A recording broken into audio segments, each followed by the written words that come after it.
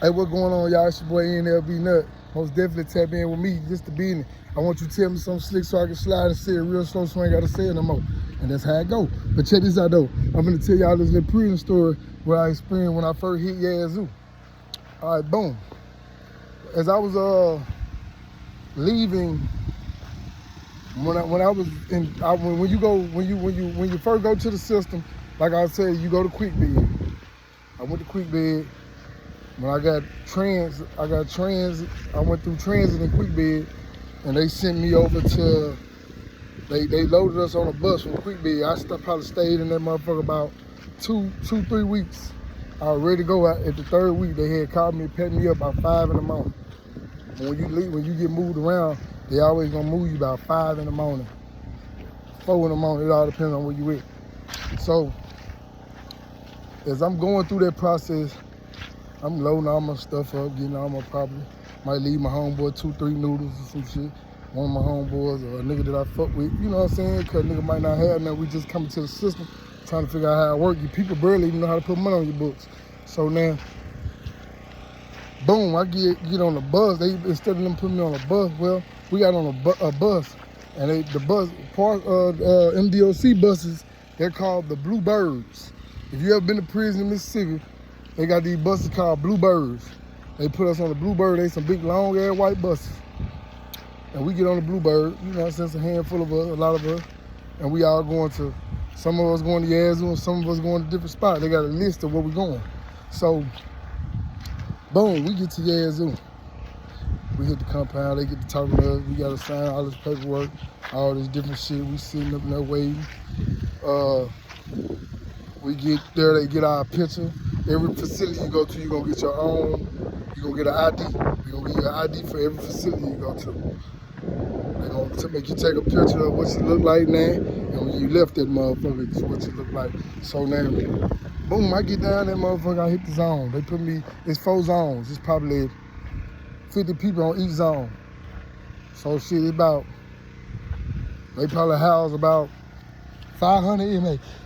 About 500 inmates, not even it really. So, but this is a regional. Like I was saying, a regional facility is not like the state. When you go to a regional, you get better food, you get the yard call you, it's an open base really. You got 2 TVs on the zone, 1 microwave. That's a yazoo now, 1 microwave, and you know, you're gonna be able to do your time if you know how to do time. So, boom, I hit the zone on B zone. I had a homeboy next door, he was on A zone, his name was Lil C. Zach Knight was on the bus with me. Zach Knight got off the bus with me, we was at the same facility. He went on C zone. They had my boy Twan Summerall, he was on D zone. He was over there with Diddle and them. You know what I'm saying? And all of them was on D zone. Also them, all of them got Shane, all of them niggas was on D zone at the time. This was way back in 2015. Boom. I hit the zone. I see a couple of my homeboys, but I don't really know these niggas. These my homeboys, but I don't really know them. You feel me? One of them go by the name of Smiley. Then I got my boy Cash. Smiley from West Jackson. He from Wood Street. Smiley, that's my nigga. I've been seeing him out here lately too. But Smiley got out before I did. Smiley had been gone already. So Smiley came home from yazoo. Boom. You got Cash. Cash came home from yazoo. Cash moved to Memphis. Boom. Hot Rod came home. All these guys were going home while I was just coming in. So, but all of us was on the same zone. So now, you know, it wasn't never no problem and shit on the zone because there was a lot of older violors and a lot of older gangsters that was on the zone at the time. So as the months going by, they started bringing different people in. They started shipping them out and bringing them in. They letting people go home, some people coming in. So, you know, I decided I'm paying attention to what's going on. I'm trying to see how much the phones is. The phone's going for $350 with the charge. So you paying $50 for the charge and $300 for the phone. That's in yazoo. So I get over that bill, try to get me a phone. I got a homeboy that night, let's see. I get to chopping it up with bro, cause you know my people and shit. And I'm trying to let bro know I need a pack. So bro say he gonna send me a pack. So you know I'm excited, I'm waiting all day long. waiting on the pack till everything to come down. So that nigga finally called me to the gate. Boom. They're like, say nothing. Everybody called me to the gate. I go up to the gate. They're like, what's up with it? They're like, what's up, homie? I thought you get your car out there. I said, all right. So with the wood, we get a broomstick. We get the broom and tie a little rope on the end of it and stick it out the pole. Out the hole in the gate. And he'll stick his broom out there. And he'll grab that rope with his broom and be able to pull the rope to tie whatever he's gonna tie to, and he'll drop it back out the gate and I'll pull it in. So he sent me like 3/4 of spice. 3/4 of spice. I'm like, hey, this little ass shit, how the fuck I'm gonna get this shit going? I'm not knowing how you sell spice at the time. So I'm trying to figure it out, like, how the fuck I'm gonna get this shit going? Bro really fucked over me. But bro really gave me like, shit, he gave me like $150 worth of spice. It just wasn't a lot to a motherfucker. You would think it'd be a lot, but it's a little, but it's a facility that ain't got a lot of shit. You feel me? So now, I get the spice, I get the second of Little Spice J. Little Spice J, they so small to the point, niggas ain't just trying to buy them like that. I probably sold about 1 or 2. In a week, I probably sold 7 joints. Because they were so small, but the shit was smoking. Let them tell it. So now, I'm trying to figure it out, how I'm finna get some money. It's moving too slow because the Little Spice J's ain't doing nothing but giving me canteen. I need more than canteen. I need some money. I'm trying to give me a phone so I can be able to reach out to my people and try to get some money in this motherfucker. So I'm trying to sell the spice. I get it all gone. I'm selling it all. Boom. You know, at the time, you got some big players on the zone, some big gangsters on the zone. So you really don't want to try to serve nobody in security. But the niggas in security is the ones that really want it. They really want this spice. They really want it. You got some of them doing ice. If they can't get to the spice, they're going to try the ice. It's one of them. You better not get caught, though. They're going to get booked. They're going back. They're going to smash you right down the spot. But I'm trying to sell the spice, get it gone. And you know, it's moving slow. I got all the junkies doing shit for me. I got junkies washing my shirts and shit, my towels and shit like that. I give them a bar of soap, little dial soap, and have them go wash my clothes and stuff for me. Everything except my box. You wash everything except my box. I got that. So now, boom, as we going through this process, I'm trying to get it in, you know what I'm saying? So what it was, I took my canteen that I had, because $12 a canteen is like $25 on the zone. All depends on where you're at, because I've been to places where they told you $8 for $25. You feel me? So, shit, you ain't got no choice but to shop if you want to eat. So that's what I was doing, shopping. So I got people sending me bread. I got money that I'm stacking up from the people that's sending me bread. I'm trying to hold on to it so I can get me a phone. They send me 50, 40, 100 at a time, shit like that. So I'm just stacking it. And as I'm stacking it, I'm able to get me a phone. So I get me a phone, then I call and activate my SIM card. And I take a couple more dollars and I put on my phone just to cut the phone on. Then I reach out to my people and let them know I got my phone on and shit. They're like, good, keep in contact. But one thing about it, it's a risk thing because of the fact you can get caught with your phone at any moment. They'll take their phone and they'll come get your ass, they'll come shake this zone down and get their phone. You done bought it yesterday. You sick. You ready to kick a whole bank off. You gotta think about everybody on the zone. You can't just think for yourself. You can't just do that.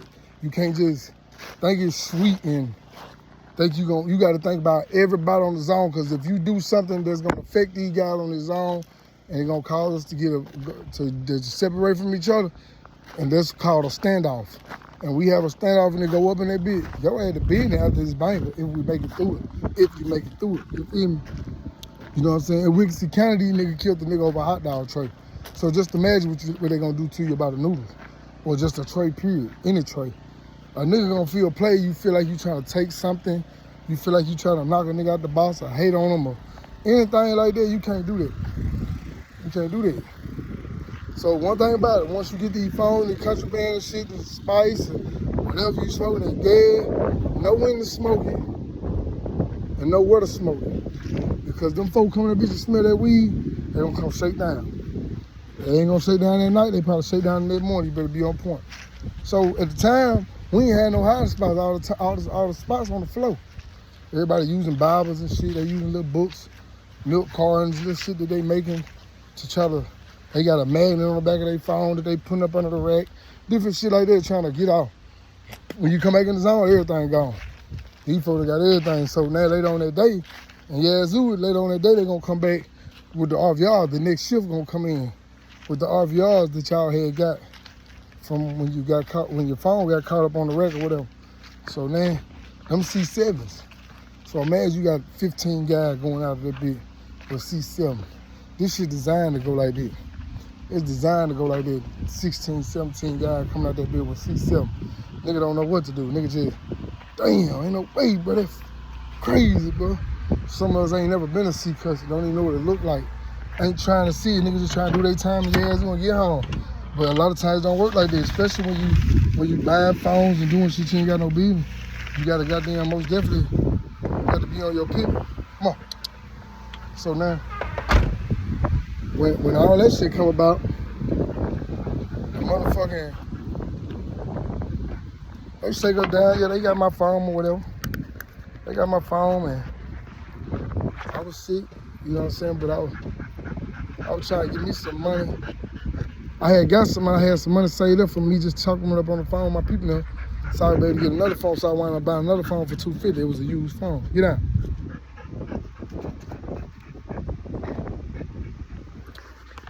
So I get the phone or whatever. And as I get the phone comes. It ain't nothing like my other phone. This is a little Alcatel. If you've been to prison, you know what the Alcatel is. Them Alcatel phones, them niggas had, they real slow from some bullshit ass phones. They really just good for calling out or watching your social media shit like that or something like that. But they ain't shit. You ain't finna just download too much on it. They don't hold that much memory. But it was a phone. So you know what I'm saying? So imagine if you in a compound and you the only one on the with a phone. They're gonna confiscate that phone. So if they offer you to buy that phone, if they offer to buy the phone from you, put a price on it because ain't nobody got now. Sell it because if you don't, they come to get it. If you don't want to sell it, they're gonna come get it because these guys have to be online. They're gonna come get it. That's a direct order. You need to get online. So they're gonna come up with something, try to extort you at your phone. Let you do something, make you cause an accident or trade might come up missing or some shit. You might call heat to the zone, you gotta pay a fine. Well, bro, I can tell you, bro, you gonna have to come off that phone if you wanna goddamn like this here. Shit, they gonna do it. They gonna extort you out there, motherfucker. If you let them, if you don't know shit. But now, it's going on every day. And we was down there trying to make a way. So as I got acquainted to the zone, I stayed on the zone probably with two and a half years. And when I stayed there, I left that motherfucker in in the middle of 2016. I made it down there by 2015. About 16, sometime like that. I was down there about a year, not even there. Them folk came and tried to get us and shit, so I called it a little BRVR. That's when I started figuring out the system for the RVRs and shit. I know that a C7 would be like a phone charger or some shit like that. You know, a charger cord, that's a C7, whatever. You know what I'm saying? Anything else like B. Weed, tobacco, do-rags, free world, shit like that. It's gonna be BRVR because it's free world contraband. And they trying to figure out how you got it, which they already know the answer to the question because we don't go nowhere. Make it make sense. So now, but in yazoo, motherfucker come throw a pack. You a yazoo, they gonna come throw that pack and get it gone. It's simple. But yeah, I wound up making a spot in the roof. In the roof in yazoo. So some told me to go up there. I went up there and punched the roof out. Boom, I tied a shirt around my hand and went up there and punched the roof out. Boom. Had my homeboy go watch the gate, make sure the folks don't come through and try to do no count or walk through or something like that. So boom, boom, boom, I hit that bitch about 4 times. That bitch came up like a plate. Ping! So everybody looking around trying to see what Peanut got going on. So shit, Peanut trying to make a hiding spot. That's what Peanut trying to do. So, cause I ain't finna keep buying no phone. So what I did was punch a hole in the roof I took the plate down and I bent it for me to open it up for I could just slide it back up there and I could just push it up to the point it's like a little door. So now it's like a little door. I can just push it, slap up, and you can't even tell nobody know they're tampering with it. As long as ain't no gap showing that's saying that as somebody tamper with it or something, it's okay. So they used to go on the roof when they found out we were going on the roof like that, because niggas didn't go on the roof. Niggas was just finding little peepholes and they were sticking their phones in the roof just up there, just trying to leave it up there. But shit, man, I go up there, motherfucker, made a spot, bro. The police go up there, I put everybody's phone in one spot. The police go up, come and shake the zones down, y'all. And they'll come back out the zone and they ain't got nothing, not a phone. Unless it was a phone you left on the floor, it was a dummy or something like that. But shit, other than that, yazoo was sweet. I sat down there the tray, I got a spaghetti tray one time, the spaghetti was falling all off the tray. They come down there with the chicken, man, the chicken tray be so big, the chicken on the tray be so big. I'm trying to buy 3, 4 on. Them niggas will fry their skins and get them potatoes and fry them in a bowl like chips. Them niggas, we getting boiled eggs in the morning, they keep the nigga right. You gonna have you right down there, yeah. You gonna be up. Yeah, your body gonna look good, you gonna be healthy. You gonna be eating right, you gonna be eating good. But hell yeah, that was in Yazoo. Yazoo was a good facility for a motherfucker that's just trying to do their time to get home if you short time. That was Yazoo for. So I advise you to get down there bit and try not to get no phone. Buy you some phone time and then just do it like that and try to make it about it, motherfucker. Don't go down there and try to get you no phone because you're gonna get jammed up with it if you ain't got no permanent spot. If you ain't got no CO that gonna come like this here for you or you know what I'm saying, come tap in with you or some shit like that. But other than that, man, don't buy you no phone down there for real. But check this out though, y'all. Y'all know what's going on. It's your boy NLB. Most definitely tap in with me and tell me something slick so I can slide and say it real slow so I ain't gotta say it no more. And that's the business. Y'all know what's going on. Tap into my prison stories and my interviews. Leave a comment and let me know how you like them. And hit that subscribe button, please. Show a nigga some love. You're straight out of Mississippi with this. Let's do it. Tap in. Get to it.